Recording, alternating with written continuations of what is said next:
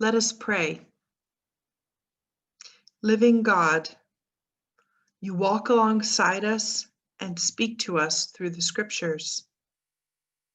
Your Son, Jesus Christ, listens to our hopes and fears and shows us how to live for one another.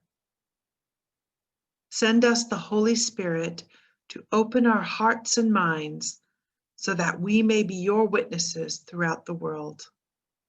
Amen.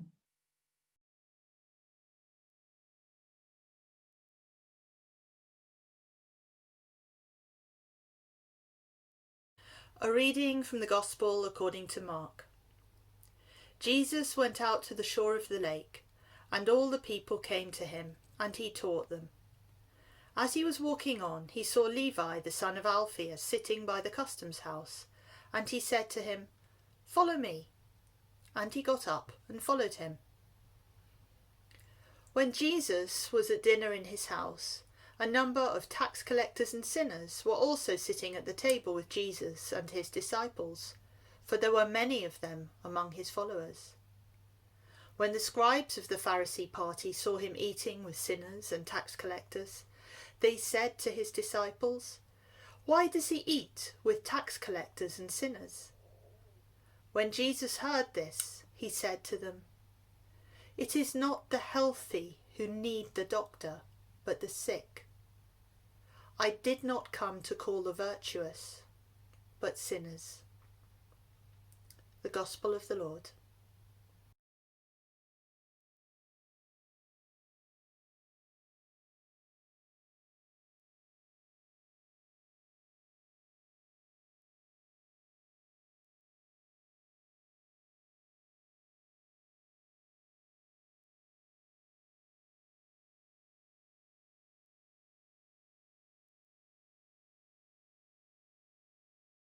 Our reflections on this passage from the Gospel of Mark will be given by Fran from St Vincent de Paul Parish in Liverpool 1 and Hans from St Charles and St Thomas Moors in Aigburth. What struck me about this Gospel is the final lines in the passage where it says, "It is not the healthy who need the doctor, but the sick. I did not come to call the virtuous, but sinners." In this Gospel and in other countless other ways, Jesus shows us how the healthy don't need a doctor.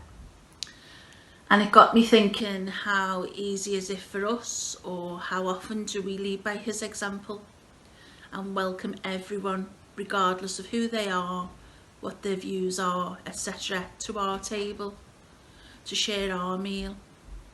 How many of us can truly say we welcome so-called sinners to our table openly, like Jesus did, and he asks of us to do?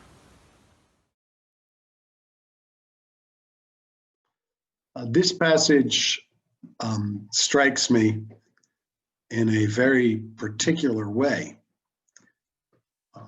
The phrase "follow me" is used twice. On one occasion, Jesus is said to be with a crowd, and he turns to a person who is sitting in the tax collector's booth, somebody just sitting there who's not part of the crowd, is not following him, is not involved with him, and is making no attempt to do so. And all Jesus says to him is, "Follow me." And he does. And immediately in the next paragraph, Jesus is having dinner at his house. There's something very striking to me about that. And I'm not sure I can entirely put my finger on it. There's no description of a conversation between them. There's no explanation of the background of how that came to be. There's no description of why Levi did follow him. There's just this very simple "follow me." And that very simple message gets through to me.